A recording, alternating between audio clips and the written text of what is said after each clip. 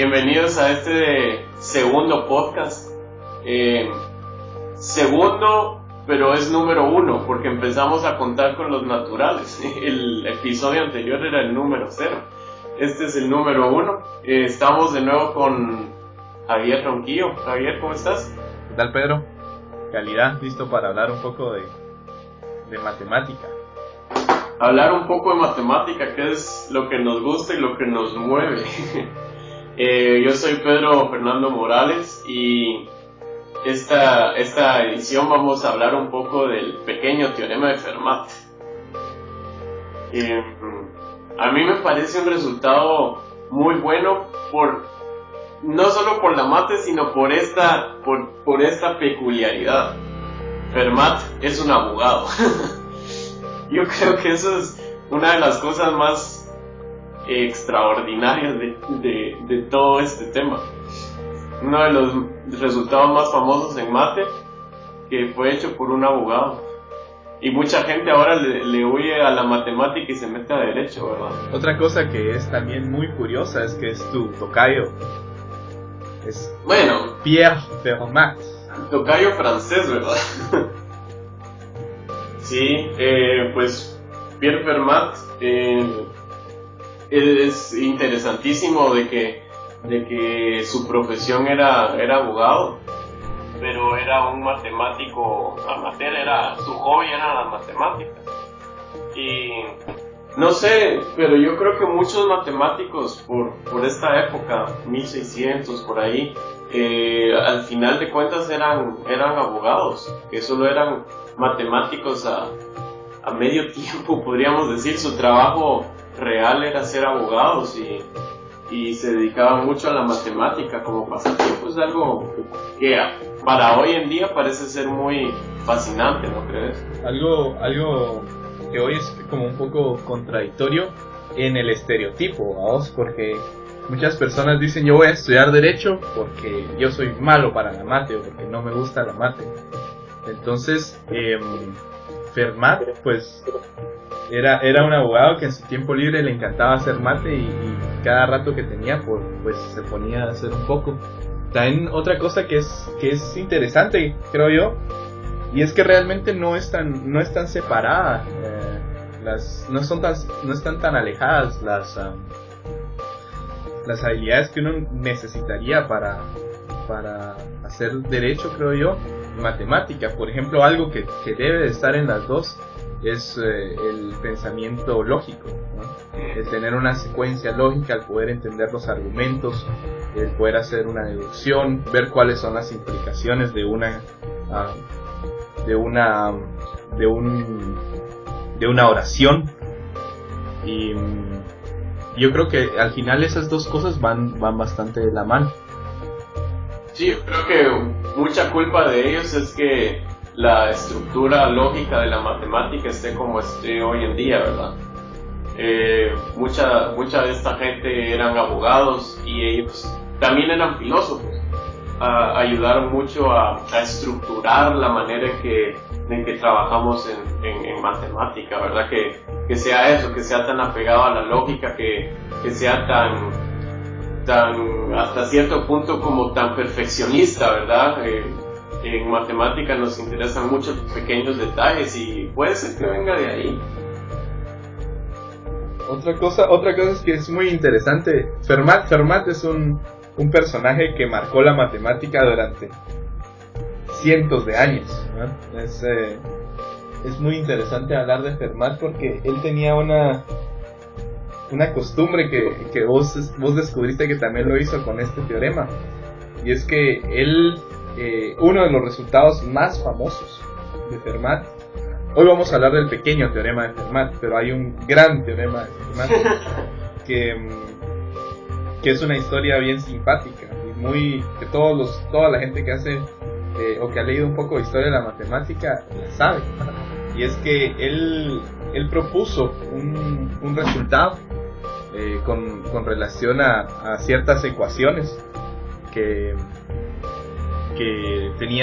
no tenían solución, y él dijo: bueno, este resultado es bien sencillo de ver, es muy intuitivo, y esa nota diciendo, bueno, este resultado es muy muy fácil, la hizo al margen de unas hojas, de unos sus apuntes. Y lo más chistoso fue que resultó que durante cientos de años nadie pudo resolver el problema. Y gracias a que él pues enunció de esa forma que él sabía la respuesta, se desarrollaron muchas áreas de la matemática, se desarrollaron muchas herramientas, mucha teoría, y cientos de años después finalmente alguien lo solucionó con herramienta y matemática que Fermat no tenía en su época. Sí, es interesante porque en este caso del pequeño teorema de Fermat, pues algo parecido sucedió. Parece que la primera información que se tiene de este teorema, Fermat le escribe a un amigo de él y le comunica el resultado y le dice una cosa así como, bueno, la justificación de que esto es verdad es sencillo, ahí te la mando después, y al final nunca se la mandó. Como que Fermat le gustaba ir a enunciar cosas y decir de que todo era sencillo y todo era obvio, ¿verdad? Pero fue hasta unos años después que ya se tiene una demostración más rigurosa, una justificación de por qué pasan las cosas. Y se tienen un par de pruebas de Euler y de Leibniz que dicen por qué este resultado es cierto. Pero Fermat es un personaje, ¿verdad? Es un personaje por esto.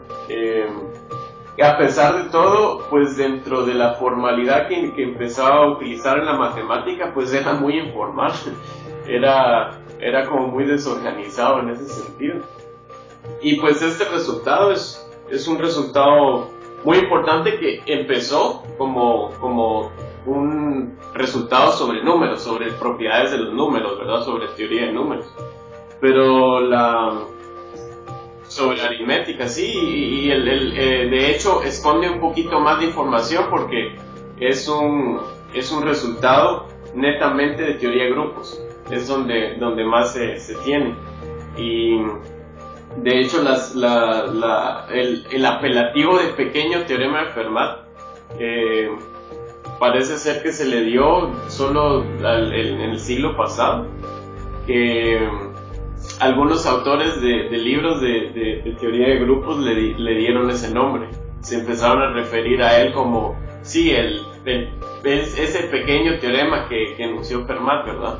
Porque es un resultado, en teoría de grupos podríamos decir muy específico, que es válido solo para cosas muy particulares, y entonces se piensa como un caso muy, muy especial de algo, y por eso le empezaron a llamar el pequeño teorema de Fermat.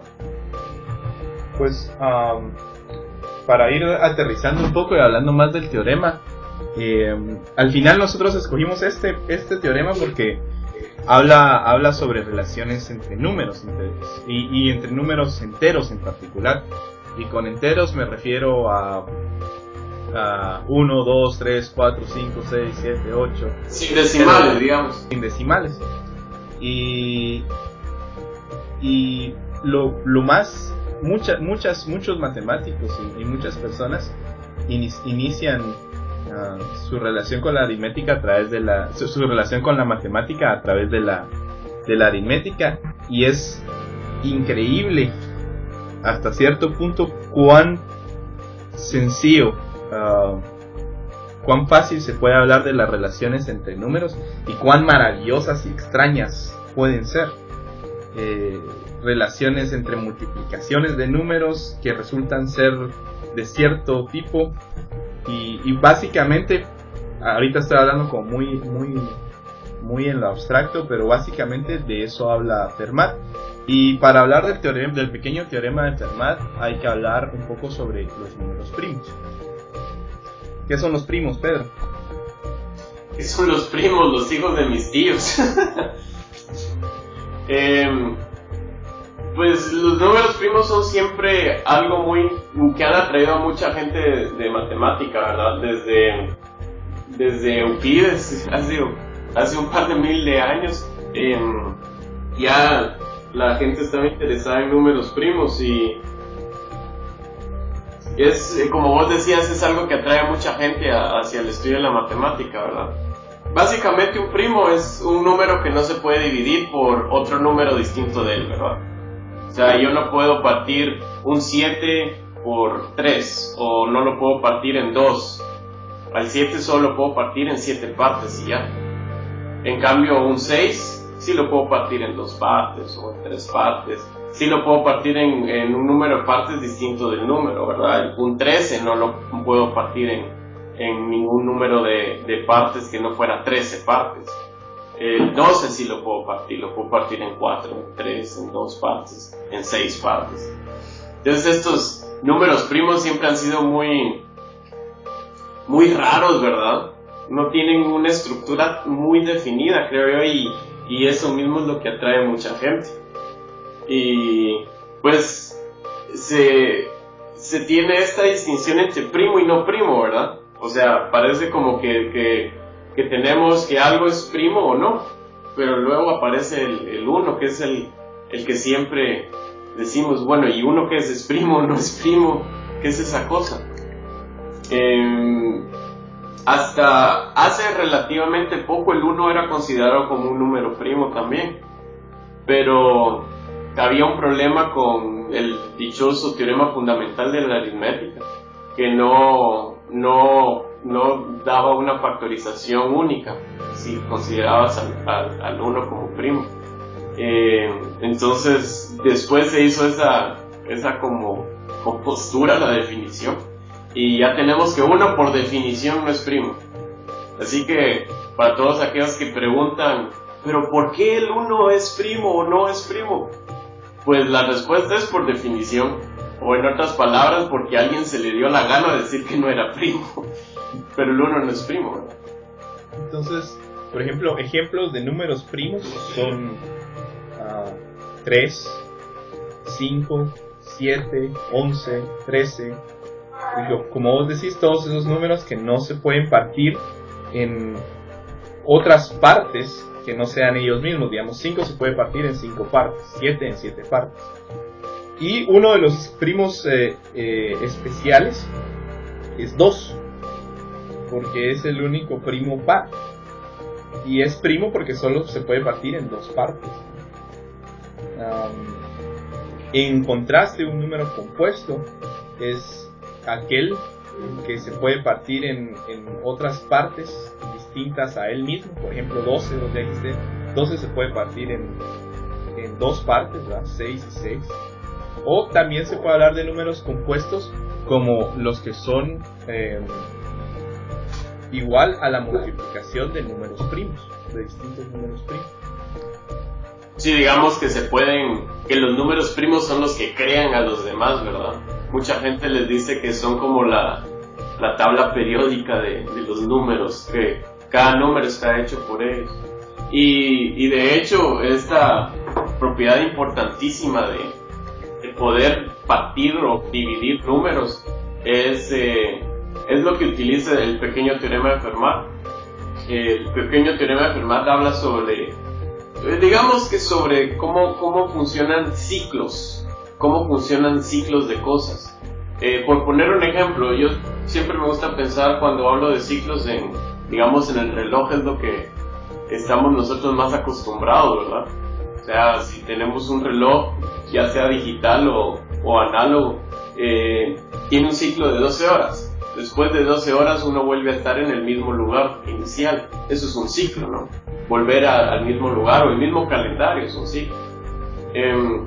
Y el teorema de Fermat da unas aseveraciones de cuándo nosotros podemos volver a ese ciclo, cuándo se puede obtener ese ciclo. Y yo creo que el resultado fundamental radica precisamente en la estructura esa de números primos.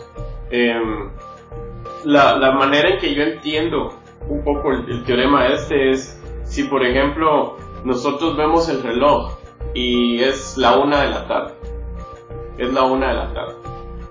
entonces si nosotros agarramos 1 y empezamos a sumar 1 más 1 más 1 más 1 más 1 más 1 más 1 más 1 12 veces, volvemos a caer en la 1 en el reloj. Bueno, ahora va a ser la 1 en la mañana, ¿verdad? Pero otra vez está a la 1, el reloj marca la 1. Si estamos, por ejemplo, a las 5 de la tarde, 5 de la tarde, y agarro ese 5 y empiezo a sumar 5 más 5 más 5 más 5 más 5, 12 veces, porque 12 horas tiene el reloj, ¿verdad? 12 veces. Vuelvo a caer a las 5, ya se completa un ciclo, ¿verdad? Y lo bonito de ese ciclo que acabas de hacer es que no solo se completa el ciclo, sino que toca cada una de las otras horas, ¿verdad? Vos, por ejemplo, estás en 5 y sumas 5 y llegas a 10. Ajá. Sumas otros 5, llegas al 3. Sumas otros 5, llegas a las 8. Y así conforme lo vayas haciendo las 12 veces, no solo regresas al 5, sino que pasaste por cada una de las otras horas, ¿no? Sí, empezás como que a barrer todo. Y eso, ese es un resultado muy importante que está cuando tenemos estamos hablando de un número primo. Eso es a lo que vamos a llegar. Porque, por ejemplo, si hablamos de algo que no es primo, puede pasar lo que pasa con, digamos, el 4. Si son las 4 de la tarde. Ya vimos la 1, las 5. ¿Qué pasa si son las 4? Si yo empiezo a sumar 4 más 4 más 4 más 4, solo tengo que sumarlo 3 veces para volver a caer a las 4, ¿verdad? 4, luego 8, luego 12 y luego 4 de nuevo. Entonces ya no tuve que sumar 12 veces para caer de nuevo, sino que solo sumé 4 veces. Como vos decís, ya no me dio chance a barrer todos los números, solo hice un pequeño ciclo, un ciclo más pequeño. Y eso pasa porque el 12 no es primo. Esa es la propiedad fundamental, el 12 no es primo. Si el 12 no es primo, no puedo barrer todos los números, como vos decías, ¿verdad? Y cabal, hablando un poquito de eso de que el 12 no es primo porque se puede partir en partes, decíamos, ¿no? Entonces, por ejemplo, el 12 lo puedes partir en 4 partes y vos tomás 3, 6, 9 y 12, ¿verdad? Y puedes partirlo en 3 partes si tomás 4, 8, 12. Puedes partirlo en 2 partes si tomás 6 y 12, ¿verdad? Entonces, cada vez que vos podés partirlos en esos, por ejemplo, si lo partís en 2 partes y vos tomas el 6 como tu referencia de inicio de tu ciclo, cada vez que haces eso, el ciclo te va a quedar pequeño, digamos, no va a quedar más corto, ¿verdad? Va a quedar más corto, y es justo por esos números en los que puedes partir, o lo que es lo mismo, ¿verdad? Los números sobre los que puedes dividir al 12. Que al final, si esos números no existen, que es el caso de los primos, entonces vos tenés la propiedad esa del ciclo bonito que hacías al inicio. Sí, y recorres todos los números, ¿verdad? O sea, tenés esa propiedad de que en cierto sentido con un solo número puedes generar todos los demás, ¿verdad? Y eso es en esencia lo que dice el teorema de Fermat. De nuevo, resultó como un resultado de teoría de números, pero esto se generaliza a lo que se conoce como la teoría de grupos, y es creo que un resultado muy importante, más que todo hoy en día con seguridad en internet, porque esto se utiliza muchísimo para transacciones de banco, para cualquier tipo de operación en internet se utiliza este sistema. Y vuelve a recaer a la misma definición de lo que es un número primo, porque lo que se está utilizando acá, si queremos hablar en términos más técnicos, lo que tenemos es que el grupo cíclico de enteros módulo P es un campo. Eso es lo que está diciendo prácticamente. Y eso lo que quiere decir así en cristiano, ¿verdad? Es que si nosotros tenemos un número limitado de objetos, digamos, tenemos 12 horas, tenemos 7 días en la semana, Si tenemos un número limitado, no como los números que son infinitos, ¿verdad? Sino que solo tenemos un número limitado de opciones, como en las computadoras no tenemos cosas infinitas. Un número limitado de estados. Lo que podemos hacer es que podemos sumar, multiplicar, dividir, restar de una forma natural y normal. O sea, nosotros podemos sumar horas, ¿verdad? Puedo sumar 5 más 7 horas. Si son las 5 de la tarde y yo quiero saber cuánto es dentro de 7 horas, no me va a quedar 12, ¿verdad? Van a ser las 12 de la noche, por ejemplo. Si estoy a las 5 de la tarde y quiero saber qué hora va a ser dentro de 10 horas, no me van a quedar las 15 horas, me van a quedar las 3 de la mañana, ¿verdad? Repite el ciclo de mis opciones. Y eso es lo mismo que pasa con las computadoras. Entonces, el pequeño teorema de Fermat nos da una posibilidad de, dentro de un número finito de cosas, poder hacer todas las operaciones a las que estamos acostumbrados. Y en especial, es muy importante para una aplicación en particular que se llama la encriptación RSA. Y la encriptación RSA es sobre lo que prácticamente toda la seguridad de Internet está sostenida, que también se conoce como encriptación de llave pública. Y hablando así más simplemente, la dichosa encriptación de llave pública nada más es multiplicas los números y después los factorizas, los descompones. Eso es más o menos lo que haces. Y entonces por eso es que es tan importante este resultado, porque te dice el pequeño teorema de Fermat de que el volver a obtener los números iniciales es posible. Si yo tengo un número, yo puedo factorizarlo. Esa es la importancia del pequeño teorema de Fermat. Te habilita eso. Porque, por ejemplo, si yo mando un 0, si yo mando el número 0, no puedo saber qué dos números multipliqué, porque 0 puede ser 5 por 0, 7 por 0, 8 por 0. No puedo descomponer los números. Pero si yo tengo algo que no sea 0, sí, ¿verdad? Lo mismo del teorema fundamental de la aritmética. Digamos, si yo mando 12, yo sé que tuve que haber multiplicado 2, 3 y 2, ¿verdad? Tuve que haber multiplicado esos números para obtener 12. Si yo mando 15, tuve que haber multiplicado el 3 y el 5. Pero si mando 0, no sé qué fue lo que multipliqué, ¿verdad? Más o menos ese es el análogo. Lo mismo pasa debido al pequeño teorema de Fermat con estados finitos. Esa es la cuestión importante. Y por eso lo utilizamos en computadoras, ¿verdad? Las computadoras solo pueden manejar números finitos. No podemos tener cualquier cantidad de números y ya. Digamos, para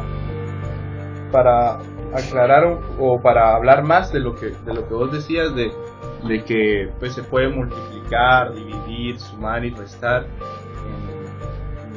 en este mundo del teorema de Fermat, del pequeño teorema de Fermat, pues digamos específicamente lo que el teorema dice es que si uno tiene un número primo, ¿verdad? Dejemos de lado el 12, que ya vimos que tiene algunos problemas, pero si uno tiene un número primo, o sea 7, 13,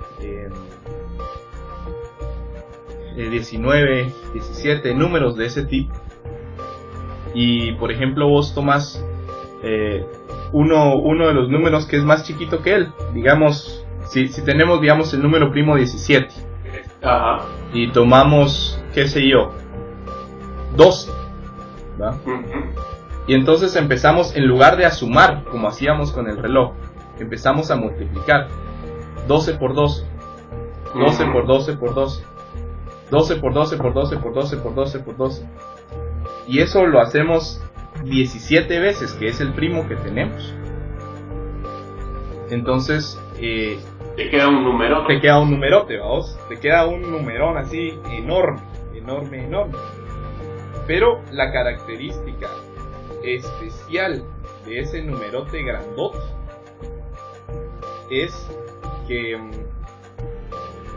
si vos que si vos tomás ese numerote y lo comparás con el 12 que inicialmente restaste, y si vos venís y lo restás ese numerote grandote, le restás 2, entonces te va a quedar un múltiplo de 17, ¿no? Y eso es muy bonito porque todas estas relaciones como tan